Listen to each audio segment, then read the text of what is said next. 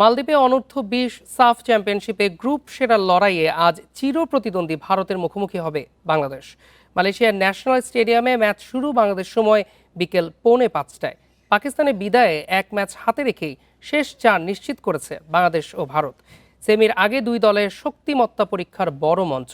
এই ম্যাচ দিয়ে সাইড বেঞ্চের ফুটবলারদের পারফরমেন্স পরখ করে নিতে চান বাংলাদেশের হেড কোচ মার্ক কক্স। দলের মূল তারকা যুক্তরাষ্ট্র প্রবাসী রোনান সুলিভান অভিষেক ম্যাচে জোড়া গোলে সমর্থকদের মন জয় করেছেন। ভারতও রয়েছে দারুণ ছন্দে। প্রাণ লাগছে, খুব খাচ্ছি, আরাম পাচ্ছি। আক্রমণে ভীতির কারণ হতে পারে বিশাল যাদব, গুণরাজ সিংরা। ভারত ম্যাচ জিততে টিম গেমে গুরুত্ব দিচ্ছে ম্যানেজমেন্ট।